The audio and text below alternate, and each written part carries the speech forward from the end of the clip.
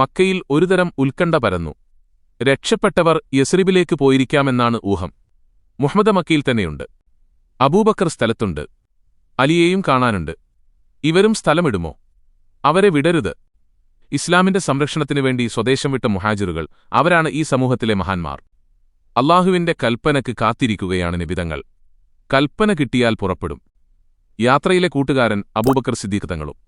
അലിയാരും മക്കയിൽ ബാക്കിയാവും. നിശ്ചിത സമയം വരെ. സമയമായാൽ സ്ഥലവിടും. വല്ലാത്ത ഉത്കണ്ഠ നിറഞ്ഞ ദിവസങ്ങളാണ് ഇനി മക്കയിൽ വരാനുള്ളത്. ദാറുന്നദ്വ ഖുറൈശികളുടെ മക്കയിലെ പൊതുവേദിയാണത്. പ്രധാന കാര്യങ്ങൾ ചർച്ച ചെയ്യാൻ അവിടെയാണ് യോഗം ചേരുക. പ്രമുഖരെല്ലാം എത്തിക്കഴിഞ്ഞു. വളരെ ഗൗരവമുള്ള വിഷയം സദസ്സിനു മുമ്പിൽ അവതരിക്കപ്പെട്ടു. നാം നേരിടുന്ന ഏറ്റവും വലിയ വെല്ലുവിളിയാണ് മുഹമ്മദ്. അവനെ ഇല്ലായ്മ ചെയ്യണം. ഇതാണ് വിഷയം. എല്ലാവരും ഗൗരവചിന്തയിലാണ്. ഏതാനും വർഷങ്ങൾ കൊണ്ട് ഇവിടെ എന്തെല്ലാം സംഭവങ്ങളാണ് നടന്നത്. തങ്ങളുടെ മതവിശ്വാസത്തിന്റെ അടിത്തറ ഇളക്കിക്കളഞ്ഞില്ലേ? മുഹമ്മദ് അല്ലാഹുവിന്റെ റസൂലാണെന്ന് വിശ്വസിക്കാൻ എത്രയോ ആളുകൾ ധൈര്യം പ്രകടിപ്പിച്ചില്ലേ? മുഹമ്മദിന്റെ അനുയായികൾ മിക്കവാറും മക്ക വിട്ടുകഴിഞ്ഞു. അവർ യസ്രിബിലേക്കാണ് പോയത്. കാലം ചെല്ലുമ്പോൾ അവർ ശക്തിയായി മാറും. ഒരു കാലം വരും, അന്നവർ മക്കയിൽ തിരിച്ചുവന്ന് തങ്ങളോട് പ്രതികാരം ചെയ്തേക്കാം. യോഗാന്തരീക്ഷം ചൂടുപിടിക്കുകയാണ്. പലരും തീവ്രവികാരം പ്രകടിപ്പിക്കുന്നു. മുഹമ്മദിനെ വധിക്കുക. മറ്റൊരു തീരുമാനം വേണ്ട. എങ്ങനെ വധിക്കും? ബനൂ ഹാഷിം പ്രതികാരം ചെയ്യില്ലേ? അതിനു വഴിയുണ്ട്. എല്ലാ തറവാട്ടിൽ നിന്നും ഓരോരുത്തരെ തിരഞ്ഞെടുക്കുക. അവർ വാളുകളുമായി വീടിനു ചുറ്റും നിൽക്കുക. രാവിലെ പുറത്തിറങ്ങുമ്പോൾ എല്ലാവരും കൂടി വെട്ടിക്കൊല്ലുക. കൊലയിൽ ധാരാളം പേർ പങ്കാളികളാകുക. ബനൂ ഹാഷിം ആരോടാണ് പ്രതികാരം ചെയ്യുക? നമുക്ക് നഷ്ടപരിഹാരം നൽകാം. ഒരാളുടെ രക്തത്തിനുള്ള വില അത്ര തന്നെ. അവർ തീരുമാനത്തിലെത്തി. വിവരം പരമരഹസ്യമാക്കി വെച്ചു. അല്ലാഹു നബി തങ്ങൾക്ക് വിവരം നൽകി. ആ രാത്രി തന്നെ മക്ക വിട്ടുപോവാൻ അനുമതിയും നൽകി. അബൂബക്കർ സിദ്ദീഖ് തങ്ങളുടെ വീട്ടിലെത്തി യാത്രയുടെ ഒരുക്കങ്ങൾ നടത്താൻ ആവശ്യപ്പെട്ടു. അലി തങ്ങളെ ചില ചുമതലകൾ ഏൽപ്പിക്കുകയാണ്. ജീവൻ അപകടത്തിൽപ്പെടാവുന്ന ചുമതലകളാണ്. തന്റെ വിരിപ്പിൽ ആ രാത്രി കിടന്നുറങ്ങുക. അലി തങ്ങൾ ആ ചുമതല ഏറ്റെടുത്തു. ശത്രുക്കളുടെ വാളിനു നേരെ കഴുത്ത് നീട്ടിക്കൊടുക്കുക എന്ന് പറയുന്നതുപോലെയാണത്. ജീവിതവും മരണവും അല്ലാഹുവിൽ ഭരമേൽപ്പിച്ച അലി തങ്ങൾക്ക് മറ്റൊന്നും ചിന്തിക്കാനില്ല. ആ വീടിനു ചുറ്റും ഇരുട്ടുമൂടി. ശത്രുക്കൾ പതുങ്ങി വന്നു. അവരുടെ കൈകളിൽ മൂർച്ച കൂടിയ വാൾ. അവർ അതുമായി നിലയുറപ്പിച്ചു. അലിനബി തങ്ങളുടെ വിരിപ്പിൽ കിടന്നു. നല്ല ഉറക്കം ലഭിക്കുകയും ചെയ്തു. രാവിലെ എന്തും സംഭവിക്കാം. ഉന്നം വെച്ച ആളിനെ കിട്ടാതെ വരുമ്പോൾ ശത്രുക്കൾ പ്രതികാരം തീർത്തേക്കാം. ആ ചിന്തയൊന്നും ഉറക്കിന് തടസ്സമായില്ല. രാത്രിയിൽ നബിതങ്ങൾ പുറത്തിറങ്ങി. ഒരു പിടി മണ്ണുവാരി ശത്രുക്കളുടെ മുഖത്തേക്കെറിഞ്ഞു. അവർക്കൊന്നും കാണാൻ വയ്യാതായി. നബിതങ്ങൾ ഇറങ്ങിപ്പോയി. ആരും കണ്ടില്ല. പ്രഭാതമായി ശത്രുക്കൾ വാതിൽപ്പൊത്തിലൂടെ ഒളിഞ്ഞുനോക്കി. കട്ടിലിൽ ഒരാൾ കിടക്കുന്നുണ്ട്. ആശ്വാസമായി. പിന്നെയും കുറേ നേരം കാത്തിരുന്നു. വാതിൽ തുറക്കപ്പെട്ടു. പുറത്തു വന്നത് അലി. പിന്നത്തെ കഥ പറയണോ? ആൾബലവും ആയുധബലവും കൊണ്ട് എന്ത് കാര്യം? തങ്ങളെ കബളിപ്പിച്ച് കടന്നുകളഞ്ഞില്ലേ? പിടികൂടാനുള്ള നെട്ടോട്ടം തുടങ്ങി. അബൂബക്കറിനെയും കാണാനില്ലെന്ന വാർത്ത പരന്നു. ശത്രുക്കളുടെ മധ്യത്തിൽ അലി തങ്ങൾ ഒറ്റക്കായി. ആളുകൾ പല സാധനങ്ങൾ സൂക്ഷിക്കാൻ വേണ്ടി നബിതങ്ങളെ ഏൽപ്പിച്ചിരുന്നു. അവരെല്ലാം ഉടമസ്ഥർക്ക് തിരിച്ചുകൊടുക്കണം. അത് അലി തങ്ങളെ ചുമതലയാണ്. 3 ദിവസം കൊണ്ട് എല്ലാം തീർക്കണം. എന്നിട്ട് വളരെ രഹസ്യമായി നാടുവിടണം. തനിക്കും കിട്ടണം ഹിജ്റയുടെ പ്രതിഫലം. മക്കയിലെ 3 ദിവസങ്ങൾ മറക്കാനാവാത്ത ദിവസങ്ങൾ തന്നെയായിരുന്നു. മക്ക ഇളകിമറിയുകയാണ്. പ്രവാചകനെ പിടികൂടാനുള്ള തീവ്രശ്രമങ്ങൾ നടന്നു. പിടികൂടുന്നവർക്ക് വമ്പിച്ച ഇനാം പ്രഖ്യാപിക്കപ്പെട്ടു. നബിതങ്ങളെ പിടികൂടണം. സമ്മാനം നേടണം. എത്രയോ സാഹസികന്മാർ നെട്ടോട്ടം ഓടുകയാണ്. അലി തങ്ങളെല്ലാം കാണുന്നു. എന്തൊരു കാഴ്ച! 3 ദിവസങ്ങൾ കൊണ്ടു ചുമതലകൾ പൂർത്തിയാക്കി. സൂക്ഷിപ്പു സാധനങ്ങൾ ഉടമസ്ഥർക്ക് നൽകി. ഇനി നാടുവിടണം എങ്ങനെ? രാത്രിയുടെ ഇരുട്ടിൽ യാത്ര ചെയ്യും. നേരം വെളുത്താൽ ഒളിച്ചിരിക്കും. ദീർഘദൂരം നടന്നു. കാലുകൾ പൊട്ടി നീരുവന്നു വീർത്തു. നടക്കാൻ വയ്യാത്ത അവസ്ഥയാണ്. എന്നിട്ടും നടന്നു. കാലിൽ തുണി ചുറ്റിക്കെട്ടി. ഉറക്കമില്ലാത്ത രാവുകൾ. ക്ഷീണിച്ചു വിവശയനായി ദീർഘദൂരം നടന്നു ഖുബായിലെത്തി. മുസ്ലിങ്ങളുള്ള ഗ്രാമപ്രദേശം. മുസ്ലിം വീട് കണ്ടെത്തി. ശയ്യയിൽ വീണുപോയി. വാർത്ത പ്രചരിക്കാൻ ഏറെ സമയം വേണ്ട. അലിതങ്ങളെത്തിയ വാർത്ത പരന്നു. നബിതങ്ങൾ ഖുബായിൽ തന്നെ ഉണ്ടായിരുന്നു. അലിതങ്ങളെ പ്രതീക്ഷിച്ചിരിക്കുകയായിരുന്നു. അലിക്ക് സുഖമില്ലെന്നറിഞ്ഞ് നബിതങ്ങൾ പുറപ്പെട്ടു. ആ കൂടിക്കാഴ്ച വളരെ വികാരഭരിതമായിരിക്കുമെന്ന് എല്ലാവർക്കും അറിയാം. നബിതങ്ങൾ ധൃതിയിൽ നടന്നുവരികയാണ്. അലിയെ കാണാൻ സ്വഹാബികൾ കൂട്ടത്തിലുണ്ട്. അലിതങ്ങൾ കിടന്ന കിടപ്പിൽ നിന്ന് എഴുന്നേൽക്കാൻ പാടുപെടുന്നു. നബിതങ്ങളുടെ മുഖം കാണുന്നു. അലിതങ്ങളുടെ നയനങ്ങൾ നിറയുന്നു. സലാം ചൊല്ലി. സ്നേഹവാത്സല്യങ്ങളുടെ പ്രവാഹം. അലിതങ്ങൾ കാലുകൾ നീട്ടിവെച്ചു. മുറിവുകൾ കാൽ നിറയെ നീര്. തുണികൊണ്ടുള്ള ചുറ്റിക്കെട്ട്. എന്തൊരു ത്യാഗം! കെട്ടുകൾ അഴിച്ചുമാറ്റി മുറിവുകൾ പരിശോധിച്ചു. കാലിലെ വ്രണം കാരണം എനിക്ക് നടക്കാൻ പറ്റിയില്ല. അങ്ങയെ വന്നു കാണാൻ കഴിഞ്ഞില്ല. അലിതങ്ങൾ വേദനയോടെ പറഞ്ഞു.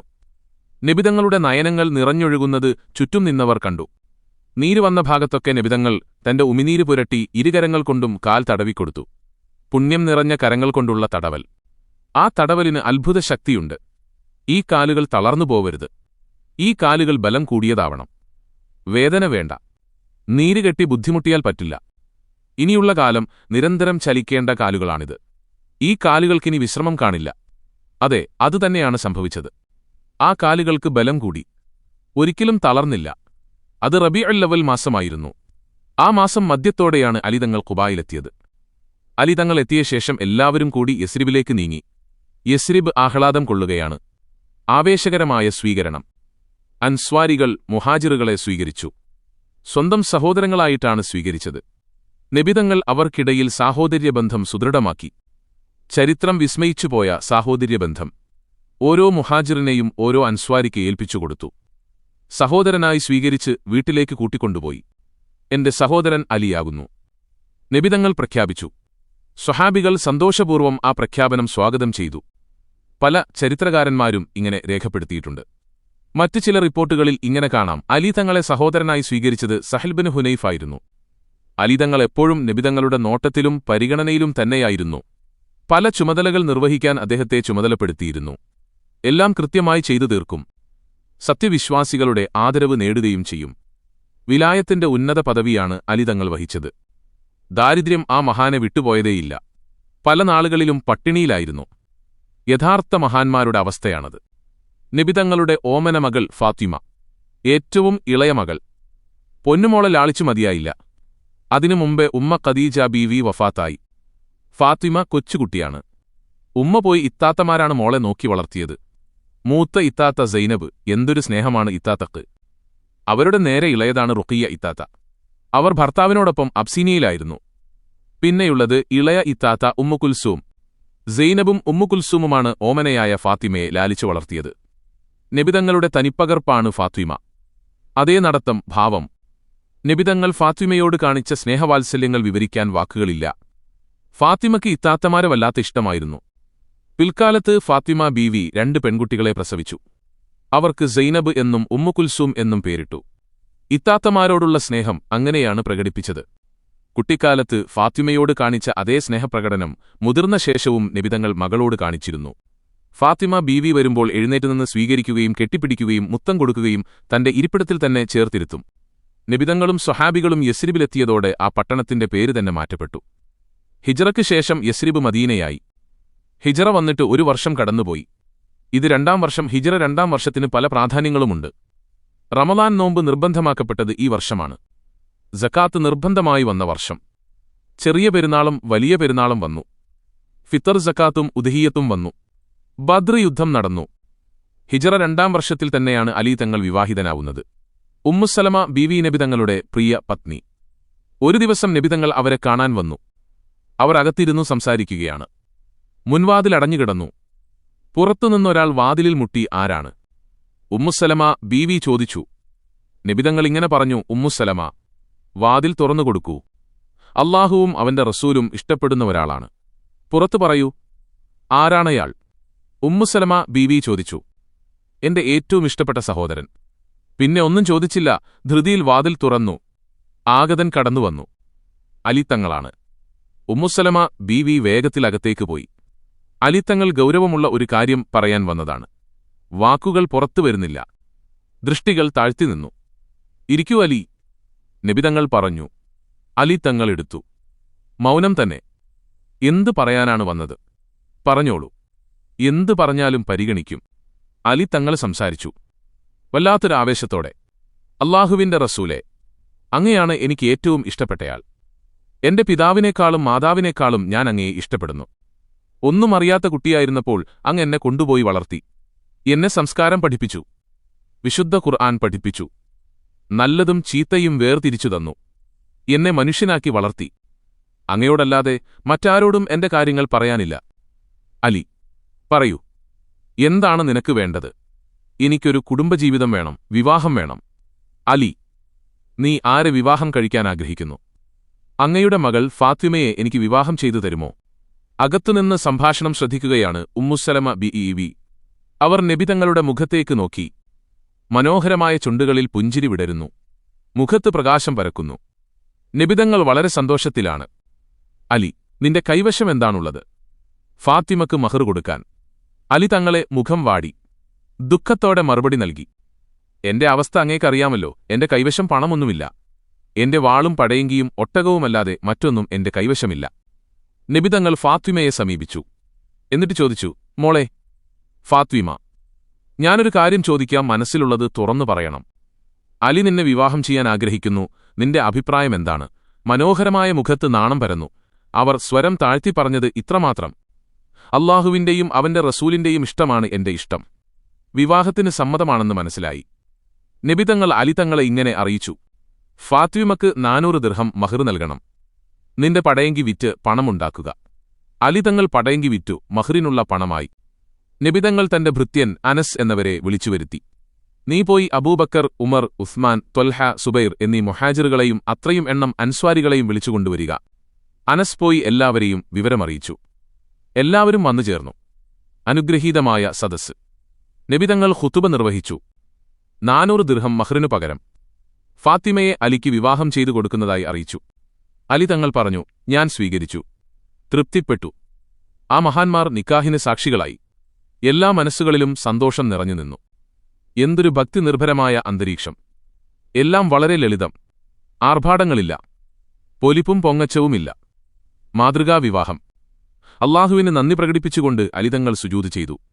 സുജൂദിൽ നിന്ന് തല ഉയർത്തിയപ്പോൾ നബിതങ്ങൾ പ്രാർത്ഥിച്ചു: ബാരക്കല്ലാഹു ലക്കുമ വ ബാറക്ക അലൈക്കുമ. ഒരു തളികയിൽ കാരക്ക കൊണ്ടുവന്നു. അത് സദസ്സ് ഭക്ഷിച്ചു. ചടങ്ങുകൾ അവസാനിച്ചു.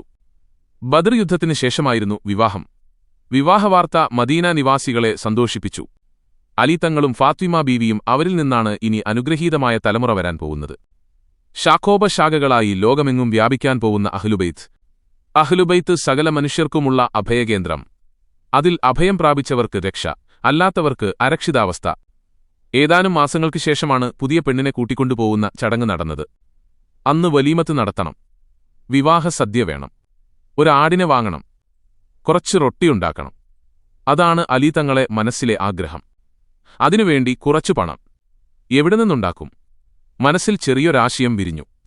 വാസനപ്പുല്ല് ശേഖരിച്ചു വിൽപ്പന നടത്തുക. അല്ലാഹു തുണയാവട്ടെ. അങ്ങനെ ഒരാടിനെ വാങ്ങി. കുറച്ച് ചോളവും വാങ്ങി. മണവാട്ടിയെ അണിയിച്ചൊരുക്കാൻ കൂലിയിന വനിതകൾ വന്നുചേർന്നു. അബ്ദുൽ മുത്തലിബിന്റെ പുത്രിമാർ മുൻപന്തിയിലുണ്ട്. നബിതങ്ങളും പത്നിമാരും സജീവമാണ്. മുഹാജിറുകളും അൻസ്വാരികളുമായ ചില വനിതകളുമുണ്ട്. സന്തോഷം കതർക്കത്തിനില്ലാത്ത സന്ദർഭം. ആരോ പാട്ടുപാടി. മറ്റുള്ളവർ ഏറ്റുപാടി. അതോടെ അന്തരീക്ഷം ആഹ്ലാദഭരിതമായി. ഉമ്മുസലമ ബീവി, ആയിഷ ബീവി, ഹഫ്സ ബീവി എന്നിവർ ഈണത്തിൽ പാടി. മറ്റൊരു നല്ല പാട്ടുകാരി അസ്മ ബീവി. നബിതങ്ങൾ വളരെ സന്തോഷവാനാണ്. തന്റെ കോവർ കഴുതയെ കൊണ്ടുവന്നു. മകളെ അതിന്റെ പുറത്തിരുത്തി. പെണ്ണുങ്ങൾ ചുറ്റും കൂടി. അങ്ങനെ ആ സംഘം മുന്നോട്ട് നീങ്ങി. നബിതങ്ങൾ പിന്നാലെ നടന്നു. കൂടെ ബന്ധുക്കളും. ഹംസ, അഖീൽ എന്നിവർ അകമ്പടിയിലുണ്ട്. ആ സംഘം പുതുമാരന്റെ വീട്ടിലെത്തി. വളരെ ചെറിയൊരു വീട്. സൗകര്യങ്ങൾ വളരെ പരിമിതം. ഭേദപ്പെട്ട ഷീറ്റും പുതപ്പും തലയണയും വാങ്ങാൻ കഴിഞ്ഞിട്ടില്ല. ഒരു ചെറിയ പുതപ്പാണുള്ളത്. 2 ശരീരങ്ങൾ മറക്കാൻ മാത്രമുള്ള വലുപ്പം അതിനില്ല. പുതച്ചാൽ കാലും തലയും പുറത്തു കാണും. അലി തങ്ങളെ ഉമ്മ ഫാത്വിമ, മരുമകളായി വന്ന ഫാത്വിമയെ മനം നിറഞ്ഞ സന്തോഷത്തോടെ സ്വീകരിച്ചു. അൽഹംദുലില്ലാഹ്, ഇതിനേക്കാൾ പുണ്യവതിയായൊരു മരുമകൾ വരാനില്ല. ഫാത്വിമ ബീവി കുടുംബിനിയായി മാറി. വീട്ടിനകത്തെ ജോലിയെല്ലാം അവർ തന്നെ ചെയ്യും. പുറത്തെ ജോലികൾ ഉമ്മയും ചെയ്യും. പിന്നെ ഫാത്വിമ ബീവിയുടെ ജോലിഭാരം കൂടിക്കൂടി വന്നു. ധാന്യം പൊടിക്കാൻ നല്ല അധ്വാനം വേണം. കല്ല് തിരിച്ച് കൈയിൽ തഴമ്പ് വന്നു. തിരുമി വേദന വന്നു. വെള്ളം കോരിക്കൊണ്ടുവരേണ്ടി വന്നു. വസ്ത്രം അലക്കണം. വളരെ കഷ്ടപ്പാടുകൾ സഹിച്ചു പരുക്കൻ ജീവിതം തന്നെ. ഫാത്വിമ ബീവി ഗർഭിണിയായി. അത് എല്ലാവർക്കും സന്തോഷവാർത്തയായിരുന്നു. ഒരാൺകുഞ്ഞിനെ പ്രസവിച്ചു. ഹസൻ എന്ന് പേരിട്ടു. നബിതങ്ങളോട് രൂപസാദൃശ്യമുള്ള കുട്ടി. പ്രസവിച്ച പത്നിയെ കഴിയാവുന്ന വിധത്തിലൊക്കെ അലിതങ്ങൾ പരിചരിച്ചു. കടുത്ത ദാരിദ്ര്യം കാര്യമായിട്ടൊന്നും ചെയ്യാൻ അനുവദിച്ചില്ല. ഹസൻ എന്ന കുട്ടിക്ക് 1 വയസ്സ് പ്രായമായപ്പോൾ ഫാത്തിമ ബീവി രണ്ടാമത്തെ പുത്രനെ പ്രസവിച്ചു. കുഞ്ഞിന് ഹുസൈൻ എന്നു പേരിട്ടു.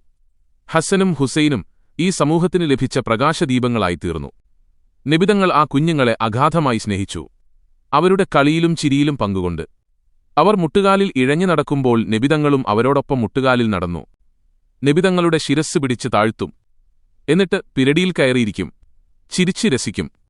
അവരുടെ തമാശകളിൽ ചേരും, ആസ്വദിക്കും. നിസ്കാരം നിർവഹിക്കുമ്പോൾ കുട്ടികൾ അടുത്തുവരും. സുജൂദ് ചെയ്യുമ്പോൾ പിരടിയിൽ കയറിയിരിക്കും. അവർ താഴെ ഇറങ്ങുന്നതുവരെ ക്ഷമിക്കും. എന്നിട്ട് തല ഉയർത്തും. കുഞ്ഞുങ്ങളോട് എങ്ങനെ പെരുമാറണമെന്ന് നബിതങ്ങൾ ലോകത്തെ പഠിപ്പിച്ചത് ഈ വിധത്തിലായിരുന്നു. അന്ത്യനാൾ വരെയുള്ള തലമുറകൾ അതിശയത്തോടെ അതിനെക്കുറിച്ചെല്ലാം സംസാരിക്കുന്നു. ഹസനും ഹുസൈനും അവരെക്കുറിച്ച് രേഖപ്പെടുത്തിയത് എത്രയെത്ര വരികൾ! അവരെ വാഴ്ത്തിക്കൊണ്ട് കവിതകൾ എത്ര! അക്കാലത്ത് അറബി ഭാഷയിൽ അവരെ വാഴ്ത്തി. പിന്നീടുള്ള നൂറ്റാണ്ടുകളിൽ ഭാഷകളിലെല്ലാം അവർ വാഴ്ത്തപ്പെട്ടു. ഇനിയും അത് തുടരും അന്ത്യനാൾ വരെ. പരലോകത്ത് ചെന്നാലോ സ്വർഗ്ഗത്തിലെ യുവാക്കളുടെ നേതാക്കളായിരിക്കും ഹസൻ തങ്ങളും ഹുസൈൻ തങ്ങളും. സ്വർഗ്ഗത്തിലെ സ്ത്രീകളുടെ നേതാവാണ് ഫാത്വിമ ബീവി. നബിതങ്ങൾ അലിതങ്ങളെ വിശേഷിപ്പിച്ചതിങ്ങനെയാണ്: സയ്യിദുദ്ദുന്യ വ സയ്യിദുൽ ആഖിറ. ദുനിയാവിലെ നേതാവ്, പരലോകത്തെയും നേതാവ്. നമ്മുടെ ആത്മാവിനോട് ഏറ്റവും അടുത്തു നിൽക്കേണ്ട കുടുംബമാണവർ. നബിതങ്ങൾ, ഫാത്വിമ, അലി, ഹസൻ, ഹുസൈൻ എന്നിവരടങ്ങിയ കുടുംബം. അലി തങ്ങളെ മഹത്വം വിവരിക്കാൻ ആർക്കാണു കഴിയുക? മഹാപണ്ഡിതൻ, സൽഗുണസിദ്ധിയുള്ള കവി, സാഹിത്യകാരൻ, നിരൂപകൻ, ന്യായാധിപൻ, ഇജ്ഞാലവാഗ്മി, ചിന്തകൻ, ബുദ്ധിജീവി, ധീരയോദ്ധാവ്, ഭരണാധികാരി എന്നൊക്കെ വർണ്ണിക്കാം. ഇവയിലൊന്നും ഒതുങ്ങുന്നതല്ല ആ വ്യക്തിത്വം. ജാഹിലിയ്യ കാലം, അത് കവിതയുടെയും പ്രസംഗത്തിന്റെയും കാലമായിരുന്നു. കുട്ടിക്കാലത്ത് തന്നെ അലിതങ്ങൾ ആ കവിതകൾ കേൾക്കുകയും പഠിക്കുകയും ആസ്വദിക്കുകയും ചെയ്തിരുന്നു. പിന്നീട് ധാരാളം കവിതകൾ രചിക്കുകയും ചെയ്തു. വീട്ടിൽ വെച്ച് ഭാര്യയും ഭർത്താവും കവിത കൊണ്ട് സംഭാഷണം നടത്തിയിരുന്നു. ജാഹിലിയ്യ കാലത്ത് പ്രസംഗകലയും ഉന്നത നിലവാരം പ്രാപിച്ചിരുന്നു. ജ്വലിക്കുന്ന വാക്കുകൾ ചേർത്തുവെച്ചുള്ള ആകർഷകമായ പ്രസംഗങ്ങൾ പ്രസംഗകർക്ക് വലിയ മതിപ്പുണ്ടാക്കിയിരുന്നു. അക്കാലത്ത് ലക്ഷണമൊത്ത പ്രസംഗമാണ് അലിതങ്ങൾ നടത്തിയത്. വിശുദ്ധ ഖുർആൻ വന്നതോടെ കവിതക്കു മങ്ങലേറ്റ് ശ്രദ്ധ മുഴുവൻ ഖുർആനിലേക്കായി. എന്നാൽ പ്രസംഗകല ഉജ്ജ്വലമായിത്തീർന്നു. ഖുർആൻ വിജ്ഞാനം പ്രസംഗകല സമൃദ്ധമാക്കി. വഹിയിറങ്ങുമ്പോൾ അത് രേഖപ്പെടുത്തുന്ന എഴുത്തുകാരിൽ പ്രമുഖനായിരുന്നു അലിതങ്ങൾ. ഖുർആൻ വചനങ്ങളുടെ അഗാധതയിലേക്കിറങ്ങിച്ചെല്ലാൻ അലിതങ്ങൾക്ക് കഴിഞ്ഞു. ഖുർആനെക്കുറിച്ച് എന്തും ചോദിച്ചുകൊള്ളൂ, ഞാൻ പറഞ്ഞുതരാം, അലിതങ്ങളെ വചനമാണിത്. അതുപോലെ പറയാൻ മറ്റാർക്ക് കഴിയും? അന മദീനത്തുൽ ഇൽവ അലിയുൻ ബാബുഹ. ഞാൻ വിജ്ഞാനത്തിന്റെ പട്ടണമാകുന്നു, അതിന്റെ വാതിൽ അലിയാകുന്നു. നബിതങ്ങളുടെ വചനമാണിത്. അപൂർവ വിജ്ഞാനത്തിന്റെ അനേകം വാതിലുകൾ അലിതങ്ങൾക്ക് മുൻപിൽ തുറക്കപ്പെട്ടു കഴിഞ്ഞിരുന്നു. അപൂർവ വിജ്ഞാനശാഖകൾ സ്വായത്തമാക്കിയതോടെ അലിതങ്ങളെ പ്രസംഗം അത്യുജ്വലമായിത്തീർന്നു. പ്രസംഗവൈഭവത്തിൽ അലിതങ്ങളെ പിന്നിലാക്കാൻ ആരുമില്ല. മുൻകാലക്കാരിലുമില്ല, പിൽക്കാലക്കാരിലുമില്ല. ഭാഷാവിജ്ഞാനത്തിൽ 1-ാം സ്ഥാനക്കാരനാണ്. ആളുകൾ ഭാഷ തെറ്റായി പ്രയോഗിച്ചാൽ അദ്ദേഹം ദുഃഖിതനാവുമായിരുന്നു. ഇസ്ലാം ലോകത്തിന്റെ വിവിധ ഭാഗങ്ങളിലേക്ക് പ്രചരിക്കുകയും പുതുതായി ധാരാളം ആളുകൾ അറബി ഭാഷ കൈകാര്യം ചെയ്യാൻ തുടങ്ങുകയും ചെയ്തപ്പോൾ വ്യാകരണം അനിവാര്യമായിരുന്നു. വ്യാകരണത്തിന്റെ ആദ്യരൂപം ഉണ്ടാക്കിയെടുത്തു അലിതങ്ങളായിരുന്നു. നഹ്വ് എന്ന പ്രയോഗം തന്നെ അദ്ദേഹത്തിന്റേതാകുന്നു. ഭാഷയുടെ ആദ്യപാഠമായി ഇസ്മ്, നാമം, ഫിഇൽ, ക്രിയ, ഹർഫ്, അവ്യയം എന്നൊക്കെ പറഞ്ഞുവെച്ചത് അലിതങ്ങളാകുന്നു. കർമ്മശാസ്ത്രം ആ നാക്കിൻതുമ്പിലുണ്ടായിരുന്നു. കർമ്മങ്ങളുമായി ബന്ധപ്പെട്ട ഏത് ചോദ്യത്തിനും ഉടനെ ഉത്തരം കിട്ടും. നക്ഷത്രങ്ങളെക്കുറിച്ച് നന്നായറിയാം. ജ്യോതിശാസ്ത്രത്തിനപ്പുറമുള്ള വിജ്ഞാനം നേടിയിരുന്നു. അനന്തരാവകാശ നിയമങ്ങൾ തൊട്ടടിയെന്നോണം പറയുമായിരുന്നു. കുഴഞ്ഞുമറിഞ്ഞ പ്രശ്നങ്ങൾ വരുമ്പോൾ ആദ്യത്തെ 3 ഖലീഫമാരും അലി തങ്ങളെ ആശ്രയിച്ചിരുന്നു. ഏറ്റവും മികച്ച വിജ്ഞാനം തൗഹീദ്. വിജ്ഞാനം അതൊരു മഹാവിജ്ഞാനമാണ്. മാരിഫത്ത് സമുദ്രം പോലെ വിശാലമാണ്. അതിന്റെ അധിപൻ അലിതങ്ങൾ ഔലിയാക്കൾക്കും ആരിഫീങ്ങൾക്കുമൊക്കെ അതിൽ നിന്ന് അല്പമൊക്കെ കിട്ടിയിട്ടുണ്ട്. സുൽത്താനുൽ ഔലിയ, ഔലിയാക്കന്മാരുടെ സുൽത്താൻ ആരാണത്? കേൾക്കാൻ യോഗ്യരായവരോട് യോഗ്യരല്ലാത്തവരെ മികച്ച ശിക്ഷണത്തിലൂടെ യോഗ്യരാക്കിയെടുക്കുകയും ചെയ്തിരിക്കുന്നു. ഇന്നും ഖാദിരി ഷേഖുമാർ അത് തുടർന്നുകൊണ്ടിരിക്കുന്നു. അവരിലൂടെ അലിതങ്ങളെ അനുഗ്രഹം ലോകമെങ്ങും ഒഴുകിക്കൊണ്ടിരിക്കുന്നു. പരിശുദ്ധമായ ത്വരീഖത്തിന്റെ മശായിഖന്മാരിലൂടെ അനുഗ്രഹം വരുന്നു. സാദാത്തുങ്ങളിലൂടെയും വരുന്നു. സാദാത്തുങ്ങളെന്നാൽ അഹ്ലുബൈത്ത്. അഹ്ലുബൈത്ത് 2 കൈവഴികളിലൂടെ വരുന്നു. ഹസനിയും ഹുസൈനിയും. ഹസൻ തങ്ങൾ പരമ്പര ഹസനി, ഹുസൈൻ തങ്ങളുടെ പരമ്പര ഹുസൈനിയുമാണ്. സയ്യിദുമാരുടെ പരമ്പര നോക്കുമ്പോൾ ഉമ്മയുടെയും ഉപ്പയുടെയും പരമ്പര നോക്കാറുണ്ട്. ഉമ്മ ഹസനിയും ഉപ്പ ഹുസൈനിയുമായി വരാം. അപ്പോൾ ആ സയ്യിദ് ഹസനിയും ഹുസൈനിയുമാകുന്നു. ഷെയ്ഖ് മുഹിയുദ്ദീൻ അബ്ദുൽ ഖാദിർ ജീലാനി തങ്ങൾ അവர்களுടെ പിതാവ് ഹസനിയും മാതാവ് ഹുസൈനിയുമാകുന്നു. മഹാനവറുകൾ ഹസനിയും ഹുസൈനിയുമാകുന്നു. അതുകൊണ്ടാണ് മുഹിയുദ്ദീൻ മാലയിൽ ബാലി മുഹമ്മദ് എന്നവർ ഇങ്ങനെ പാടിയത്. സുൽത്താനുൽ ഔലിയ എന്നു പേരുള്ളവർ തായും ബാവയും ഉമ്മയും ഉപ്പയും സയ്യിദാകുന്നു. ഒരാൾ ഹസനി, മറ്റേയാൾ ഹുസൈനി. അന്ത്യനാൾ വരെ ഈ പരമ്പര നീണ്ടു നിൽക്കും. ഹസൻ ബസരി തങ്ങൾ അലി തങ്ങളുടെ ശിഷ്യനാകുന്നു, മുരീദാകുന്നു.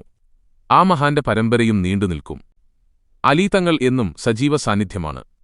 നബിതങ്ങളോടുള്ള അടങ്ങാത്ത സ്നേഹം, ആ സ്നേഹത്തിനുവേണ്ടി എന്തും ത്യജിക്കാനുള്ള സന്നദ്ധത. ചരിത്രത്തിൽ ഇതിന് എത്രയോ ഉദാഹരണങ്ങൾ കാണാം. ആരെയും കോരിത്തരിപ്പിക്കുന്ന ഒരു സംഭവം പറയാം. നബിതങ്ങളുടെ വീട്ടിൽ പട്ടിണിയാണ്. വെച്ചു വിളമ്പാനൊന്നുമില്ല. ഒരു കാരക്ക പോലുമില്ല. അലി തങ്ങൾ ഇതറിഞ്ഞു. കൂലിപ്പണി ചെയ്ത് എന്തെങ്കിലും സമ്പാദിക്കണം. തൊഴിൽ അന്വേഷിച്ചു നടന്നു. തൊഴിലാളികളെ വേണ്ടത് ജൂതന്മാർക്കാണ്. അലി തങ്ങൾ ഒരു ജൂതനെ സമീപിച്ചു. ഒരു തൊഴിൽ ആവശ്യപ്പെട്ടു. ജൂതന്റെ തോട്ടത്തിൽ വെള്ളം നനയ്ക്കണം. ഒരു തൊട്ടി വെള്ളം നനച്ചാൽ ഒരു കാരക്ക കൂലി. കഠിനമായ അധ്വാനം, ചെറിയ പ്രതിഫലം. ആഴമുള്ള കിണറ്റിൽ നിന്ന് വെള്ളം കോരി നനയ്ക്കാൻ തുടങ്ങി. 17 തൊട്ടി വെള്ളം കോരി നനച്ചു. 17 കാരക്ക കിട്ടി. അതുമായി നബിതങ്ങളുടെ വീട്ടിൽ ഓടിയെത്തി. കാരക്ക വിനയപൂർവ്വം നൽകി. നബിതങ്ങൾ ചോദിച്ചു, ഇതെവിടെ നിന്ന് കിട്ടി? അലിതങ്ങൾ സംഭവം വിവരിച്ചു. വീണ്ടും ചോദ്യം വന്നു, അല്ലാഹുവിനോടും അവന്റെ റസൂലിനോടുമുള്ള സ്നേഹമാണോ നിന്നെ ഇതിന് പ്രേരിപ്പിച്ചത്? അതെ യാ റസൂലുള്ളാഹ്. ഇനി എന്താണ് പറയാൻ പോകുന്നത് എന്നറിയാൻ അലി തങ്ങൾ ആ മുഖത്തേക്ക് സൂക്ഷിച്ചു നോക്കി. അപ്പോൾ കേട്ട വചനം അത് കേട്ടാലാരും ഒന്ന് ഞെട്ടും. ആ വചനം ഇങ്ങനെയായിരുന്നു: അല്ലാഹുവിനെയും അവന്റെ റസൂലിനെയും ഈ വിധത്തിൽ സ്നേഹിക്കുന്നവർക്കു നേരെ പ്രളയജലത്തിന്റെ ശക്തിയോടെ ദാരിദ്ര്യം വന്നെത്തും. എന്തൊരു വചനമാണിത്! പ്രളയജലം എത്ര ശക്തിയിലാണൊഴുകുക, എത്ര വേഗത്തിലാണൊഴുകുക! ആ ശക്തിയിലും വേഗത്തിലും ദാരിദ്ര്യം വരും. ആർക്കുനേരെയാണ് ദാരിദ്ര്യം ഇരമ്പി വരുന്നത്? അല്ലാഹുവിനെയും അവന്റെ റസൂലിനെയും അഗാധമായി സ്നേഹിക്കുന്നവർക്ക് നേരെയാണ് വരുന്നത്. ഖദീജ ബീവി, അബൂബക്കർ തങ്ങൾ തുടങ്ങി പലരും ധനികരായിരുന്നു. അല്ലാഹുവിന്റെ മാർഗ്ഗത്തിൽ സകല സ്വത്തും ചെലവഴിച്ചു. ഒടുവിൽ ദരിദ്രരായി മാറി. പട്ടിണിയും പരിവട്ടവും ദുരിതവും സഹിക്കുന്ന സകല മനുഷ്യർക്കും അലി തങ്ങളെ ചരിത്രം ആവേശം നൽകുന്നു. ത്യാഗത്തിന്റെയും സഹനത്തിന്റെയും ക്ഷമയുടെയും മാതൃകകൾ ആ ചരിത്രത്തിൽ നിന്നാണ് ലഭിക്കേണ്ടത്. പതിവായി ആട്ടുകല്ലിൽ ധാന്യം അരച്ചെടുക്കണം, എന്നിട്ട് റൊട്ടിയുണ്ടാക്കണം. കടുത്ത ജോലിയാണത്. കയ്യിൽ വേദനയായി. ശരീരം ക്ഷീണിക്കുകയും ചെയ്തു. ജോലിക്കൊരാളെ കിട്ടിയിരുന്നെങ്കിൽ. ഭാര്യ ഭർത്താക്കന്മാർ അക്കാര്യം ചർച്ച ചെയ്തുകൊണ്ടിരുന്നു. നബിതങ്ങളോട് പറഞ്ഞാൽ ഒരാളെ കിട്ടുമോ? ചിലപ്പോൾ കിട്ടിയേക്കും. പോയി പറയുന്നതെങ്ങനെ? വല്ലാത്ത ലജ്ജ തോന്നി. ഒരു ദിവസം അലിതങ്ങൾ ഭാര്യയോട് പറഞ്ഞു, കുറേ യുദ്ധമുതലുകൾ വന്നു ചേർന്നിട്ടുണ്ട്. കൂട്ടത്തിൽ കുറേ അടിമകളുമുണ്ട്. നിങ്ങൾ ചെന്ന് ചോദിച്ചാൽ ഒരാളെ നമുക്ക് കിട്ടിയേക്കും. ഒന്ന് ചെന്ന് ചോദിച്ചു നോക്കൂ. പോവാൻ നാണം, എന്നിട്ടും പോയി. അവിടെ എത്തിയപ്പോൾ വന്ന കാര്യം പറയാൻ ലജ്ജ. പിതാവിനെ കണ്ടു, കുശലം പറഞ്ഞു, തിരിച്ചു പോന്നു. മറ്റൊരു ദിവസം ഫാത്തിമ ബീവി വീണ്ടും പോയി. ഭർത്താവ് നിർബന്ധിച്ചപ്പോൾ പോയി. അന്ന് ഉപ്പയെ കണ്ടില്ല. ആയിഷ ബീവിയെ കണ്ട് തിരിച്ചു പോന്നു. നബിതങ്ങൾ വീട്ടിലെത്തിയപ്പോൾ ആയിഷ ബീവി മകൾ വന്ന വിവരം പറഞ്ഞു. ഉടനെ തന്നെ പിതാവ് മകളുടെ വീട്ടിലേക്ക് പുറപ്പെട്ടു. നബിതങ്ങൾ സലാം ചൊല്ലി കടന്നുവന്നു. സംഭാഷണത്തിനിടയിൽ അലി ഫാത്തിമയുടെ പ്രയാസങ്ങൾ സൂചിപ്പിച്ചു. ഒരു അടിമയെ കിട്ടിയാൽ കൊള്ളാം എന്ന ആഗ്രഹം പ്രകടിപ്പിച്ചു. നബിതങ്ങളുടെ മറുപടി ഇങ്ങനെയായിരുന്നു: വളരെ ദരിദ്രരായ ഒരു കൂട്ടം മുസ്ലിങ്ങൾ മസ്ജിദിന്റെ ചരുവിൽ പട്ടിണിയും പരിവട്ടവുമായി കഴിയുമ്പോൾ ഞാൻ നിങ്ങൾക്കെങ്ങനെ വേലക്കാരനെ വെച്ചുതരും? നിങ്ങൾ ചോദിച്ചതിനേക്കാൾ മെച്ചമായൊരു കാര്യം ഞാൻ പറഞ്ഞുതരാം. ഉറങ്ങാൻ കിടക്കുമ്പോൾ സുബ്ഹാനല്ലാഹ്, അൽഹംദുലില്ലാഹ്, അല്ലാഹു അക്ബർ എന്നിവ 33 തവണ വീതം ചൊല്ലുക. അതാണ് നിങ്ങൾക്ക് കൂടുതൽ ഫലപ്രദം. നബിതങ്ങൾ തിരിച്ചുപോയി. ബന്ദികളായ അടിമകളെ വിറ്റ് പണം മസ്ജിദിലെ സാധുക്കൾക്കു വേണ്ടി ചെലവഴിച്ചു. ഫാത്വിമയും അലിയും ശാന്തരായി നബിയുടെ ഉപദേശം നടപ്പാക്കി. ഒരിക്കൽ നബിതങ്ങൾ അലിയുടെ വീട്ടിൽ വന്നു. ഫാത്വിമയും മക്കളും വീട്ടിലുണ്ടായിരുന്നു. അലി വീട്ടിലുണ്ടായിരുന്നില്ല.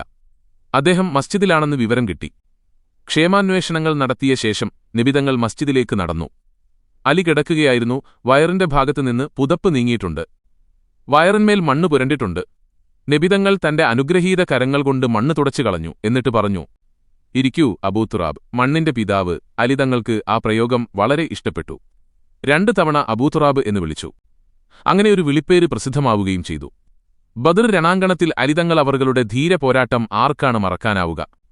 യുദ്ധത്തിന്റെ മുന്നോടിയായി നടന്നത് ദ്വന്ദ്വയുദ്ധമാണ്. മക്കയുടെ വീരപോരാളികൾ ആയുധങ്ങളുമായി പോർക്കളത്തിലിറങ്ങി മുസ്ലിങ്ങളെ വെല്ലുവിളിച്ചു.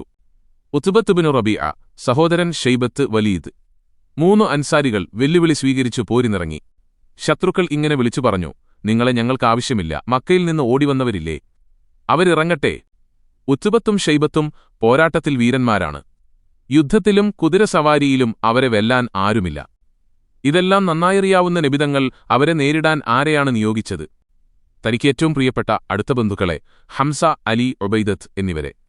ഉൽബത്തിനെ വെല്ലുവിളിച്ചു ഹംസ, ഷൈബത്തിനെ വെല്ലുവിളിച്ചു അലി, വലീദിനെ വെല്ലുവിളിച്ചു. പടവാൾ ചുഴറ്റിക്കൊണ്ട് 6 പേരും ചാടിയിറങ്ങി വന്നു പോരിഞ്ഞ യുദ്ധം തുടങ്ങി. അലി ഒറ്റവെട്ടിന് വലീദിനെ വീഴ്ത്തിക്കളഞ്ഞു. മുശ്രിക്കുകളുടെ ആവേശമായിരുന്ന വലീദ് വധിക്കപ്പെട്ടു. ഹംസ തങ്ങളുടെ ഉഗ്രൻ ആക്രമണം തടുക്കാൻ ഷൈബത്തിന് കഴിഞ്ഞില്ല. ഷൈബത്തും വധിക്കപ്പെട്ടു. ഉൽബത്തും ഉബൈദത്തും പൊരിഞ്ഞ പോരാട്ടത്തിലാണ്. സ്വഹാബി ഉബൈദത്തിന് വെട്ടേറ്റു. ഹംസ, അലി എന്നിവർ മിന്നൽ വേഗത്തിൽ ഉൽബത്തിന്റെ മേൽ ചാടിവീണു അവന്റെ കഥ കഴിച്ചു. ഏറെക്കഴിയും മുമ്പേ ഉബൈദത്ത് ഷഹീദായി. ചരിത്രത്തെ കിടിലം കൊള്ളിച്ച ദുൽഫുഖാർ. ബദർ യുദ്ധവേളയിൽ നബിതങ്ങൾ അലി അവർക്ക് സമ്മാനിച്ച വാളാണ് ദുൽഫുഖാർ. ആ വാൾ കൊണ്ടാണ് അലി വീരേതിഹാസങ്ങൾ രചിച്ചത്. എത്രയെത്ര പോർക്കളങ്ങളെ ദുൽഫുഖാർ രോമാഞ്ചമണിയിച്ചു. അറബി മലയാളത്തിൽ രചിക്കപ്പെട്ട പടപ്പാട്ടുകളിൽ ദുൽഫുഖാർ മിന്നിത്തിളങ്ങി നിൽക്കുന്നു. ദുൽഫുഖാറിനെ വാഴ്ത്തുന്ന പരാമർശങ്ങൾ ലോകഭാഷകളിലെല്ലാം കാണാം. അലി തങ്ങൾക്ക് ലഭിച്ച വിലമതിക്കാനാവാത്ത പാരിതോഷികമായിരുന്നു ആ വാൾ. ജീവനെപ്പോലെ ദുൽഫുഖാറിനെ സ്നേഹിച്ചു. ജീവിതാന്ത്യം വരെ കരുതലോടെ സൂക്ഷിച്ചു. അലി എവിടെയുണ്ടോ അവിടെ ദുൽഫുഖാറുമുണ്ട്. എവിടെ ദുൽഫുഖാറുണ്ടോ അവിടെ വിജയമുണ്ട്. അലി തങ്ങളെ ധീരനായ കുതിരയും ദുൽഫുഖാറും ചരിത്രത്തെ വിസ്മയം കൊള്ളിച്ചിട്ടുണ്ട്. ഒരു സദസ്സിൽ ദുൽഫുഖാർ എന്ന് പറഞ്ഞാൽ മതി, അവിടെ ആവേശത്തിന്റെ അലകടലിരമ്പും. ധീരസാഹസികതയുടെ ആവേശകരമായ ഓർമ്മകൾ ഉണരും. നിർജീവമായ മനസ്സുകളെ സജീവമാക്കി തീർക്കും. ഉഹുദ് യുദ്ധം അത് വലിയൊരു പരീക്ഷണമായിരുന്നു. യുദ്ധത്തിന്റെ ആദ്യഘട്ടത്തിൽ മുസ്ലിങ്ങൾ വിജയിച്ചു. ശത്രുക്കൾ പിന്തിരിഞ്ഞോടി. മലയുടെ മുകളിൽ 50 വില്ലാളികളെ നബിതങ്ങൾ കർശന നിർദ്ദേശങ്ങളോടെ നിർത്തിയിരുന്നു. അബ്ദുല്ലാഹിബിനു ജുബൈർ ആയിരുന്നു അവരുടെ നേതാവ്. യുദ്ധത്തിൽ ജയിച്ചാലും തോറ്റാലും നിങ്ങൾ സ്ഥലം വിടാൻ പാടില്ല. നിർദ്ദേശം കിട്ടുന്നതുവരെ അതായിരുന്നു കൽപ്പന. പക്ഷെ അവർ കൽപ്പന ലംഘിച്ചു. യുദ്ധം ജയിച്ചു എന്ന് കണ്ടപ്പോൾ അവർ സ്ഥലം വിടാൻ തുടങ്ങി. അബ്ദുല്ലാഹിബിനു ജുബൈർ അതിനനുവദിച്ചില്ല. അദ്ദേഹത്തിന്റെ വാക്കുകൾ അവഗണിച്ചു. ഭൂരിഭാഗം ആളുകളും സ്ഥലം വിട്ടു. ഇതൊരു വൻ വീഴ്ചയായിരുന്നു. ശത്രുക്കൾ മല അധീനപ്പെടുത്തി മുസ്ലിങ്ങളെ ആക്രമിച്ചു. അമ്പുകളും കുന്തങ്ങളും തുരുതുരാ വരാൻ തുടങ്ങി. യുദ്ധം അവസാനിപ്പിച്ച് വിശ്രമിക്കുകയായിരുന്ന മുസ്ലിങ്ങൾ പരിഭ്രാന്തരായി പരക്കം പാഞ്ഞു. മുഹമ്മദ് കൊല്ലപ്പെട്ടു. ശത്രുക്കൾ വിളിച്ചു പറഞ്ഞുകൊണ്ടിരുന്നു. നബിതങ്ങളെവിടെ? പലർക്കും അറിയില്ല. നിരവധി പേർക്ക് മുറിവേറ്റു. ഈ ഘട്ടത്തിൽ അലി തങ്ങൾ നബിതങ്ങളുടെ കൂടെ ചേർന്നു നിൽക്കുകയായിരുന്നു. ശത്രുക്കളുടെ ആക്രമണത്തിൽ നബിതങ്ങളുടെ ഒരു പല്ല് കൊഴിഞ്ഞു വീണു. ശിരസിൽ മുറിവ് പറ്റുകയും ചെയ്തു. ഫാത്തിമയുടെ സാഹസികത തെളിഞ്ഞുകണ്ട ഒരു സന്ദർഭം കൂടിയാണിത്. ശത്രുക്കളുടെ മാരകായുധങ്ങൾക്ക് മുമ്പിലൂടെ അവർ ഓടിവരികയാണ്. നബിതങ്ങളെ അന്വേഷിച്ചോടി നടക്കുന്നു. അമ്പുകളും കുന്തങ്ങളും ചീറിവരുന്നത് കണ്ടിട്ടും പിന്തിരിഞ്ഞില്ല. എന്റെ ഉപ്പയെവിടെ? ഉപ്പയെ തിരിഞ്ഞുപിടിച്ച് കൈപിടിച്ച് വലിച്ചുകൊണ്ടുപോയി സുരക്ഷിത സ്ഥാനത്ത് കൊണ്ടുപോയി നിർത്തി. തലയിൽ നിന്ന് രക്തം ഒഴുകിക്കൊണ്ടിരുന്നു. ഫാത്തിമയോടൊപ്പം കുറെ സ്ത്രീകളും ഓടിയെത്തിയിരുന്നു. പാത്രങ്ങളിൽ വെള്ളം കൊണ്ടുവന്നിട്ടുണ്ട്. ഈത്തപ്പനയോലയുടെ പായ കരിച്ച് കരിയും കൊണ്ടുവന്നിട്ടുണ്ട്. അത് മുറിവിൽ വെച്ചുകെട്ടും. ഒരു പാത്രം വെള്ളം അലി തങ്ങളെ കയ്യിൽ കൊടുത്തിട്ട് ഫാത്തിമ പറഞ്ഞു, വെള്ളമൊഴിച്ചു തരൂ, ഞാൻ മുറിവ് കഴുകാം. അലി തങ്ങൾ വെള്ളമൊഴിച്ചു കൊടുത്തു. ഫാത്തിമ ബീവി മുറിവ് കഴുകി. അപ്പോൾ രക്തം കൂടുതൽ ഒഴുകി. ഫാത്തിമ ബീവി പായയുടെ ഒരു കീറ് മുറിച്ചെടുത്തു, മിനുസപ്പെടുത്തി മുറിവിൽ ഒട്ടിച്ചുവെച്ചു. അപ്പോൾ രക്തപ്രവാഹം നിന്നു. അപ്പോഴെല്ലാം ഫാത്തിമ ബീവി പൊട്ടിക്കരയുന്നുണ്ടായിരുന്നു. മുറിവേറ്റ് വീണവർക്ക് ദാഹജലം നൽകി മുറിവുകൾ കെട്ടിക്കൊടുത്തു. മുസ്ലിം സൈന്യം ഒന്നിച്ചു ചേരുകയും പ്രത്യാക്രമണം നടത്തി ശത്രുക്കളെ ഓടിക്കുകയും ചെയ്തു. ഉഹ്ദിൽ അലി, ഫാത്തിമ എന്നിവർ കാണിച്ച ധൈര്യം എക്കാലവും സ്മരിക്കപ്പെടും. ഹിജ്റ 5-ാം വർഷം നടന്ന ഖന്തഖ് യുദ്ധം, ഇതിന് അഹ്സാബ് യുദ്ധം എന്നും പറയും. അലി തങ്ങളെ ധീരത പ്രകടമായ മറ്റൊരു രംഗമാണിത്. ശത്രുക്കൾ സംഘടിച്ചു. നിരവധി ഗോത്രങ്ങൾ ഐക്യമുന്നണിയായി സർവായുധങ്ങളുമായി മക്കയിൽ നിന്ന് പുറപ്പെട്ടു. സൽമാനുൽ ഫാരിസിന്റെ നിർദ്ദേശപ്രകാരം കിടങ്ങ് കുഴിച്ചു. വടക്കുപടിഞ്ഞാറൻ ദിശയിൽ മദീനയിലേക്കുള്ള പ്രവേശനമാർഗമാണത്. 10,000-ഓളം വരുന്ന സൈന്യമെത്തി. ഞെട്ടിപ്പോയി. മുമ്പിൽ കിടങ്ങ്. അറബികൾക്ക് പരിചയമില്ലാത്ത യുദ്ധതന്ത്രം. അതിസാഹസികരായ ഒരു കൂട്ടം അശ്വഭടന്മാർ ശത്രുക്കളുടെ കൂട്ടത്തിലുണ്ടായിരുന്നു. കിടങ്ങിന്റെ വീതി കുറഞ്ഞ ഭാഗം നോക്കി അവർ ചാടിക്കടന്നുവന്നു. അമ്രുബ്നു അബ്ദുവുദ് ശത്രുപക്ഷത്തെ മല്ലൻ. ആർക്കും അവനെ ജയിക്കാനാവില്ല എന്നാണ് മക്കക്കാരുടെ വിശ്വാസം. അവനെപ്പറ്റി ആളുകൾക്കിടയിൽ ഒരു ചൊല്ലുണ്ട്, 1000 അശ്വഭടന്മാർക്ക് തുല്യൻ. അവനതാ മുസ്ലിങ്ങളെ വെല്ലുവിളിക്കുന്നു. എന്നോട് പോരാടാൻ ധൈര്യമുള്ളവരുണ്ടെങ്കിൽ ഇറങ്ങിവാ. അലി നബിയോട് സമ്മതം ചോദിച്ചു. സമ്മതം നൽകിയില്ല. മല്ലൻ ശബ്ദമുയർത്തി ചോദിച്ചു. രക്തസാക്ഷികൾ പ്രവേശിക്കുമെന്ന് നിങ്ങൾ പറയുന്ന സ്വർഗമെവിടെ? രക്തസാക്ഷികളാവാൻ ആരും തയ്യാറില്ലേ? എന്താ ആരും വരാത്തത്? അലി തങ്ങൾ പലതവണ സമ്മതം ചോദിച്ചു കിട്ടിയില്ല. സഹിക്കാൻ കഴിയാത്ത വാക്കുകൾ വിളിച്ചു പറഞ്ഞപ്പോൾ അലി വികാരഭരിതനായി അഭ്യർത്ഥിച്ചു. അല്ലാഹുവിന്റെ റസൂലെ, ആ ധിക്കാരിയെ നേരിടാൻ എന്നെ അനുവദിച്ചാലും.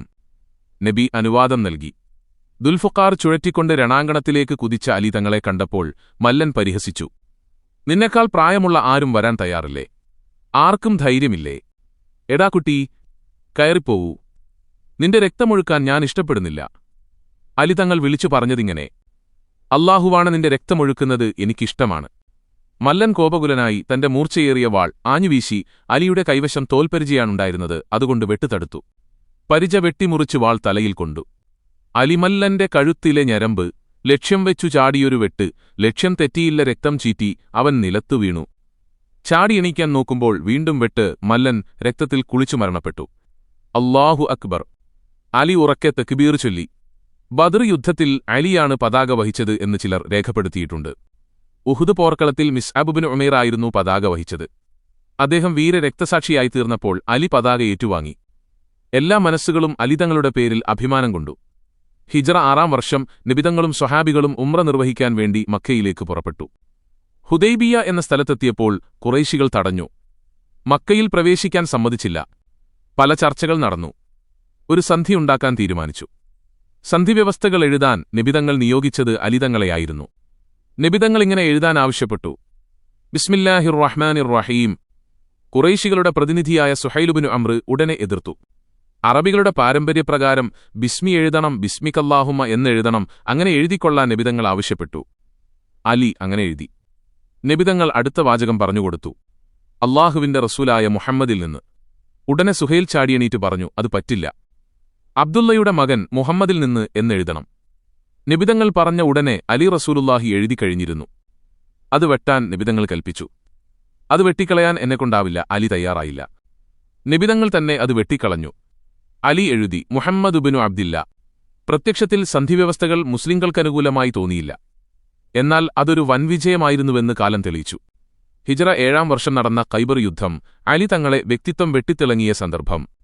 തന്ത്രപ്രാധാന്യമുള്ള പ്രദേശമാണ് ഖൈബർ. ജൂതന്മാരുടെ സുശക്തമായ കോട്ടകളുണ്ടിവിടെ. എല്ലാ രീതിയിലും ശക്തരാണവർ. മുസ്ലിം സമൂഹത്തിന്റെ സുരക്ഷയ്ക്ക് വൻ ഭീഷണിയാണവർ. ഖൈബർ ജയിച്ചടക്കേണ്ടത് അത്യാവശ്യമായിരുന്നു. മുസ്ലിംകൾക്കെതിരെയുള്ള പല ഗൂഢാലോചനകളും നടക്കുന്നതിനിടെയാണ്. എല്ലാ ശത്രുക്കളും അവിടെ ഒത്തുചേരുന്നു. മദീനയിൽ നിന്ന് 70 മൈൽ അകലെയാണ് ഖൈബർ. നബിതങ്ങൾ 14,000 യോദ്ധാക്കളുമായി അവിടെയെത്തി. ഉഗ്രമായ പോരാട്ടങ്ങൾ നടന്നു. കോട്ടകൾ ഓരോന്നായി അധീനപ്പെടുത്തി. വലിയ കോട്ട, അൽ ഖമൂസ് കോട്ട, അത് പിടിച്ചെടുക്കാൻ പറ്റുന്നില്ല. അത്രക്ക് സുശക്തമാണ്. നാളുകൾ പലത് കടന്നുപോയി. യുദ്ധം അനിശ്ചിതമായി നീളുന്നു. ഒരു ദിവസം നബിതങ്ങൾ ഇങ്ങനെ പ്രസ്താവിച്ചു, നാളെ ഞാൻ ഈ കൊടി ഒരാളെ ഏൽപ്പിക്കും. അല്ലാഹുവിന്റെയും അവന്റെ റസൂലിന്റെയും പ്രീതി നേടിയ ആളാണത്. അയാൾ കാരണം കോട്ട ജയിച്ചടക്കാനാവും. ബാക്കി ഭാഗം അടുത്ത വീഡിയോയിൽ തുടരും. ഈ മഹാന്മാരുടെ ബർക്കത്തുകൊണ്ട് നമ്മുടെ ഇഹലോക ജീവിതം വിജയകരമാക്കി തരട്ടെ. ആമീൻ യാ റബ്ബൽ ആലമീൻ. വീഡിയോ ഇഷ്ടമായെങ്കിൽ ലൈക്ക് ചെയ്യാനും ഷെയർ ചെയ്യാനും മറക്കരുത്. നിങ്ങളുടെ വിലയേറിയ അഭിപ്രായങ്ങൾ രേഖപ്പെടുത്തുക. ചാനൽ സബ്സ്ക്രൈബ് ചെയ്യാനും പുതിയ വീഡിയോകളുടെ നോട്ടിഫിക്കേഷനായി ബെല്ലൈക്കൺ അമർത്താനും മറക്കരുത്.